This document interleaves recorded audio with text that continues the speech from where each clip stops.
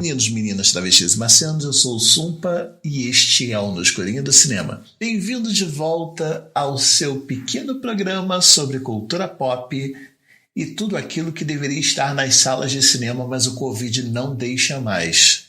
A boa notícia é que muitas coisas estão indo direto para o vídeo e é justamente a partir disso que vamos começar as nossas brincadeiras agora. Estamos todos na quarentena, não podemos sair, mas assistir alguma coisa a gente sempre assiste, não é verdade? Então, se nem essa quarentena calou a gente, quem vai calar?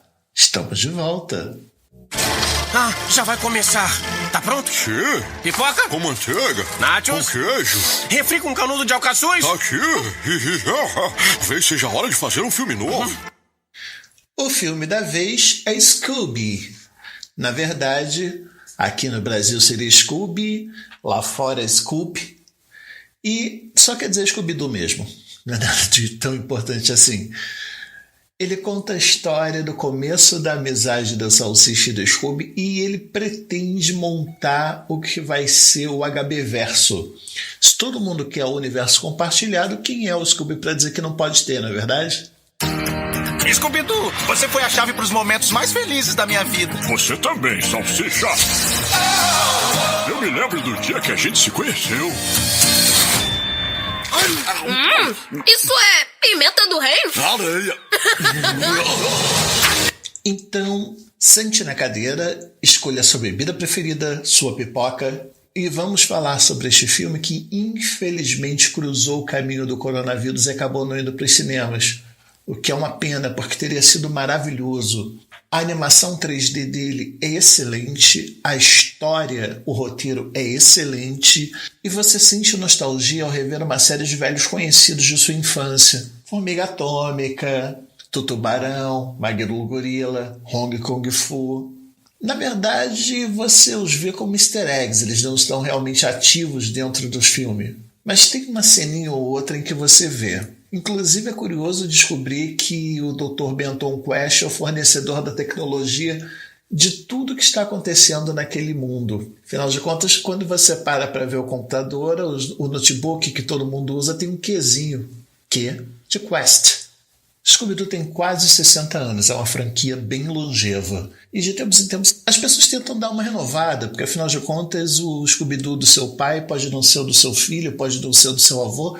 E esse Scooby tenta situar o encontro do Scooby-Doo com o Salsicha em 2010. Pouco depois de Backstreet Boys, pouco depois de NSYNC, pouco depois de Tell Me the Meaning of Being Lonely, a famosa música que toca no iPod do Salsicha. Afinal de contas ele é um garoto solitário, não tem nenhum amigo. E ele acaba cruzando com um cachorro perdido que rouba um churrasco grego e além disso leva o seu coração junto. Os dois viram grandes amigos, acabam entrando na primeira confusão da Mistério S.A. por acidente e a partir daí a história segue. O interessante disso é que eles mostram a mudança de tempo usando a abertura da primeira série do Scooby-Doo. Scooby-Doo, cadê você? Scooby-Dooby-Doo, where are you? We got some work to do now. Inclusive a música é a mesma, eles repetem algumas cenas. É interessante ver o cuidado e o carinho que esse filme tem com a franquia. Ele tenta atualizar bastante, principalmente no visual. Os atores parecem dessas franquias. Eles tentam atualizar bastante, principalmente no visual, porque os atores lembram muito os atores do Scooby-Doo Mistério Começa, essa franquia mais teen, que foi direto para a TV dos últimos anos. Tem pelo menos 2 filmes. A Daphne, ela lembra muito a atriz. A Velma, ainda assim, ela tem aqueles traços meio orientais também da atriz, ficou um pouco mais morena para ajudar na diversidade. Salsicha tem o mesmo traço. O Fred lembra um pouco o Zac Efron, mas até a época o Zac Efron dublou o Fred, né? De alguma forma o Zac Efron tinha de aparecer. Sobre o que é a história? Qual é o próximo passo da Mistério S.A.?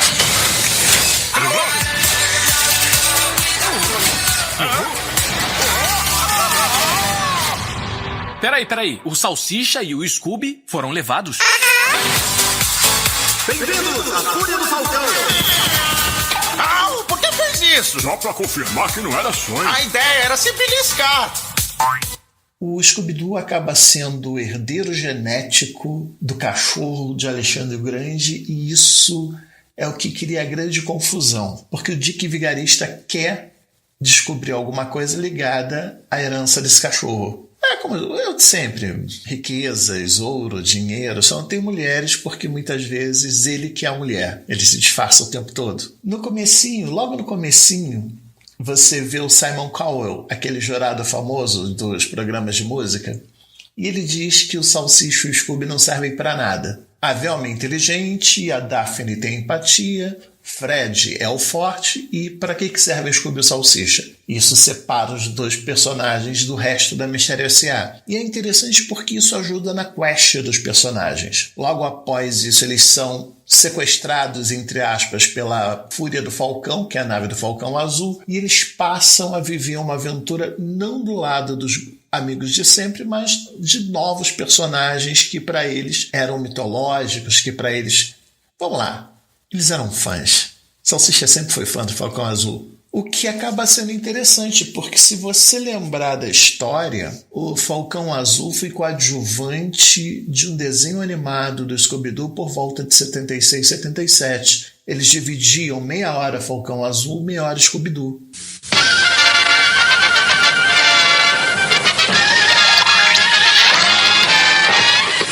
Voando pelos céus, aí vai nosso herói. E a partir daí mantiveram isso de que o Falcão era um personagem famoso e que o Salsicha era fã. Pelo menos 4 séries animadas já puxaram isso. Inclusive tem um outro filme em que o Salsicha e o Scooby encontram o verdadeiro Falcão Azul. Ah, sim, verdadeiro, né? O Falcão Azul que eles encontram é o filho do Falcão Azul original. O Falcão Azul original se aposentou e o Bionicão está treinando o filho. Só que o filho não está muito pronto, o garoto. Ele não está pronto. Ele quer aparecer, ele gosta da ideia de ser o Falcão Azul, ele gosta da publicidade, mas ele não tem aquilo que um herói deveria ter. O que junta ele com o Salsicha e Scooby, porque os 3 acabam tendo a mesma quest. E aí, outra coisa interessante nisso é que você muda a dinâmica de Falcão Azul e Bionicão. Bionicão sempre foi o alívio cômico, só que nesse filme o Bionicão já está mais experiente e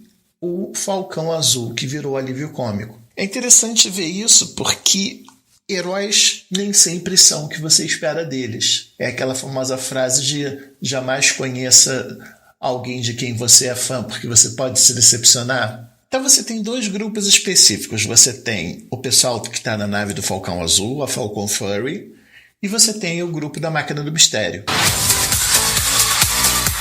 Pista pode nos levar até Scooby Salsicha. Vestígios de óleo pra barba. Whisky 12 anos? Eca, o vilão é o meu pai? Cada um segue numa quest separada, mas na verdade as 2 quests são complementares. Por quê? Porque o Falcão Azul não está pronto ainda. Ele não é um herói completo. E a Velma, ela consegue ver uma série de questões que vão ficando no caminho, porque a Velma é a nerd suprema, é a nerd que consegue hackear o Bionicão, por exemplo. Então, eles todos estão no mesmo nível nessa história. Ter enfraquecido o grande Falcão Azul fez com que eles pudessem estar todos no mesmo nível e ninguém ficar sobrando. Não tem gordura de personagem. A Velma tem a chance de mostrar o que ela sabe fazer, o Bionicão e a piloto da Falcon Furry também têm as suas chances, e quando todos eles se juntam, você tem a resposta do grande dilema. O que o Dick Vigarista tanto quer? Buckley, faça alguma coisa! Então, pegue o combo! Claro, vira uma confusão na Grécia, em que eles despertam o cão de 3 cabeças cérebro, e você vê que a amizade do Scooby e do Salsicha ela é testada, porque o Salsicha ele precisa fazer um sacrifício em prol da amizade. Mas até isso é interessante porque torna o personagem maior do que ele era até então. Todo o arco de crescimento e evolução desses personagens é interessante. Sendo interessante a palavra que eu mais vou falar para aqui. Outra questão que a gente para ver é a tecnologia. Tanto o Falcão Azul quanto o Dick Vigarista, eles usam tecnologia. Só que se por um lado todos os apetrechos do Falcão eles são limpos, claros e lembram muito o material da Apple, o do Dick Vigarista não. Ele é poluente, ele tem uma tecnologia meio retrotecnológica, lembra uma coisa meio steampunk, lembra uma coisa meio revolução industrial. Além disso, ele ainda tem o visual que lembra a máquina do mal da Corrida Maluca. Sendo que temos no final a máquina do mal aparecendo também. E o Muttley. Ele começa sem o Muttley e com os robozinhos que estão ajudando ele. Aliás, é interessante a questão de personalidade, porque o Dick Vigarista, até então, ele sempre foi um vilão bem raso. Esse Dick Vigarista, você vê que ele tem sentimentos pelo Muttley, que ele tem planos bem incríveis, que ele tem motivações fortes. Claro, é para criança, é da Hanna-Barbera, é o mesmo personagem de sempre. O interessante também é que o design dele parece aquele... Como é que eu posso explicar isso? O Dick Vigarista, ele parece aqueles vilões dos anos 20, de filmes como Os Apuros de Pauline, aqueles caras que vão amarrar a heroína no trem. Se você conhece esses filmes antigos, você entende do que eu estou falando. Se você não conhece, vale a pena dar uma olhada, porque, inclusive, a Penélope Charmosa da Corrida Maluca tem um desenho que é inspirado nisso, Os Apuros de Penélope. É uma forma de você entender mais ou menos a estrutura desse tipo de vilão. Aliás, se ele tivesse sido um personagem interpretado por um ator, certamente seria o Bruce Campbell por trás daquela prótese toda. Tem todo o exagero do Bruce Campbell. E a questão do mestre dos disfarces permitiria que ele pudesse trabalhar com outros atores, como foi no Machete Mata, em que o assassino ia se tornando uma série de outros personagens. Tem como trabalhar isso, mas o fato de você trabalhar com uma animação não envelhece a história. Porque daqui a 5 anos você vai ver que os atores envelheceram e que não tem mais a cara do seu personagem. Scooby-Doo há 60 anos tem a mesma cara. Os personagens de Scooby-Doo há 60 anos têm a mesma cara. Ok, eles não são mais os personagens desenhados pelo Alex Toth. Eles já foram redesenhados ao longo de várias décadas. Eles passaram a ter o traço agradável das suas décadas.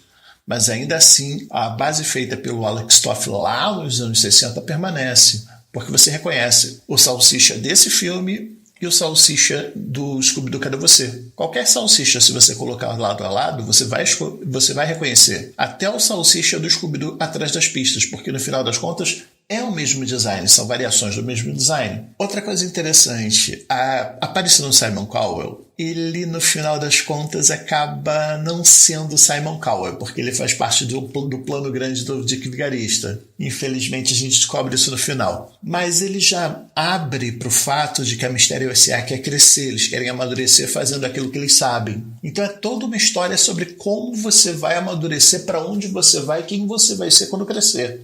Isso vale para a Mistério S.A., isso vale para o Falcão Azul. E é interessante porque todo esse crescimento vai acabar abrindo para o universo da Hanna-Barbera aparecer em algum momento. Ou pelo menos abriria se você tivesse esse filme nos cinemas. Ir para o vídeo on demand, ir para algum streaming, é bom porque você atrai uma série de pessoas que talvez não fossem assistir o filme. Alguns filmes que vão direto para esse tipo de apresentação, eles vão ganhar com isso, mas esse particularmente perdeu. Porque no cinema ele teria rendido bastante e teria trazido toda uma base para esse HB verso. Se isso ainda vai acontecer com essa forma de introdução que a gente teve dele, a gente não sabe. A gente não sabe como medir o quanto ele vai render de dinheiro para o estúdio, porque a gente sabe duas coisas. Estúdio vende bonequinho, estúdio ganha dinheiro. Se surgirem bonequinhos desse filme e se eles ganharem muito dinheiro com as exibições, certamente vamos ter outras coisas. Certamente teremos uma continuação desse filme após o coronavírus, ou esse mesmo filme vai para os cinemas após o coronavírus. Ainda sobre a quest dos personagens, é interessante porque os dois lados são sequestrados. A equipe da Michelle S.A. é sequestrada pelo Dick Vigarista e vai parar na nave do mal, e o Scooby e o Salsicha são sequestrados pelo Falcão Azul. Então, quer dizer, eles tanto são protagonistas como são agentes da narrativa dessa história. Eles abrem espaço para que o Falcão Azul e o Dick Vigarista tenham seu protagonismo, eles abrem um espaço para que o Dinamite tenha seu protagonismo, assim como a piloto da própria Falcon Fury também tem seu protagonismo. É interessante ver que o filme... Como você veria o mundo grego em 1969? Certamente seria com um bando de caucasianos e com muito whitewashing, blackface. Você teria um whitewashing grande ali, as pessoas teriam sido todas brancas. Mas na verdade não é. Você tem, até pelo mundo moderno estar mais aberto a isso, você tem várias pessoas de diferentes etnias, o que é normal, porque gregos são diferentes. Você tem turistas do mundo todo, sabe? É interessante você ver essa mudança de paradigma dentro da forma como eles estão construindo. Como eu já tinha dito, a Velma está mais morena e tem os olhos meio orientalizados devido à semelhança dela com a atriz que interpretou o Scooby-Doo Mistério Começa. Eles estão puxando essas lembranças com coisas recentes, porque afinal de contas, o pessoal que fez os primeiros filmes do Scooby-Doo que foram para o cinema já estão velhos demais para serem lembrados. Os filmes foram em 2001, 2002. A história recomeça em 2010. Quer dizer, é uma forma de atualizar tanto o design quanto as caracterizações e tornar os personagens mais interessantes. Porque, no final das contas, a grande questão desse filme é que todos os personagens estão procurando algo importante para eles, mesmo o Dick Vigarista. Você vai vendo diferentes camadas dos personagens e entendendo os motivos pelos quais eles são como são e fazem o que fazem. E esse é o grande mérito do filme.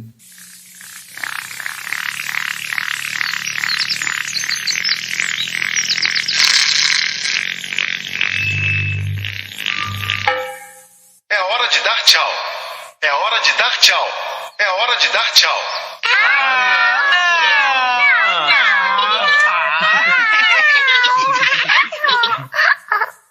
Bom, a grande questão é... Eu não posso falar demais, senão você não vai assistir. Então assista. Minha nota é 10. A gente se vê na próxima. Se não for antes. E por hoje é só, pessoal.